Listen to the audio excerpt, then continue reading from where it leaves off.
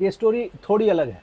एक फ़ोन को 30,607 मीटर यानी करीब करीब 30.5 किलोमीटर की ऊंचाई से गिराया गया। हवाई जहाज जितना ऊपर उड़ता है ना, उससे भी 3 गुना ऊपर, वो भी बिना पैराशूट के। अब सवाल उठता है कि आखिर इतने ऊपर से कोई अपना फ़ोन फेंकेगा क्यों? बहुत लोग हैं। फ़ोन कवर बनाने वाली एक कंपनी है राइनो शील्ड।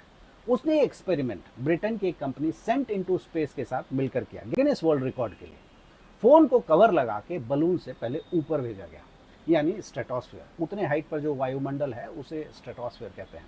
और फिर उसे रिमोटली यानी ज़मीन पर बैठे बैठे ऐसे बटन दबा करके ऊपर से छोड़ दिया गया। मगर ये सुनने में जितना आसान लग रहा है ना, उतना था नहीं। क्योंकि गिनीज बुक के लिए कुछ शर्त होती है, और वो यहाँ भी थी।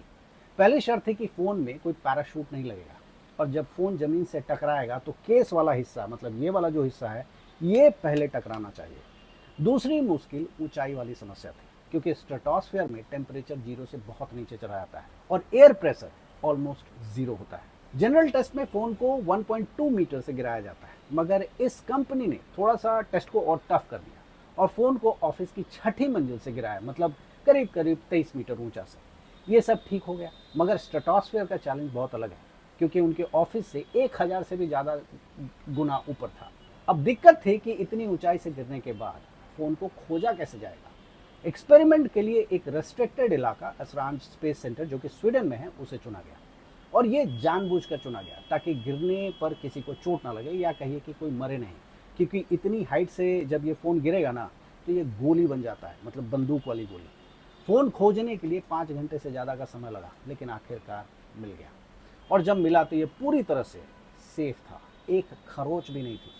फ़ोन कवर का नाम है अल्ट्रा कुशन्ड एयरएक्स, और फ़ोन का नाम है आईफोन 17 प्रो। अब आप आईफोन का गुणगान मत कीजिएगा, क्योंकि इसका असली हीरो उसका कवर है। इस कवर का डिज़ाइन कार के एयरबैग के जैसा है, यानी स्पंज के जैसा, जो कि दरअसल में शॉक को एब्जॉर्ब कर लेता है। लेकिन असली बात यह है कि ये एक ही मटेरियल यानी मोनो मटेरियल से बना है, और ये पूरी तरह से रिसाइक्लेबल है, मतलब इसको रिसाइकल किया जा सकता है। ये एक अच्छा रिसर्च है, इसमें कोई शक नहीं है। लेकिन अब असली सवाल ये है कि क्या एक आम आदमी को इतने टफ कवर की ज़रूरत है? मुझे तो नहीं है। और ये सवाल इसलिए ज़रूरी है क्योंकि कंपनी इस गिनीज रिकॉर्ड के बदले इसका दाम दूसरों के मुकाबले बहुत ज़्यादा रख सकती है, ये मेरा मानना है। बाकी देखते हैं।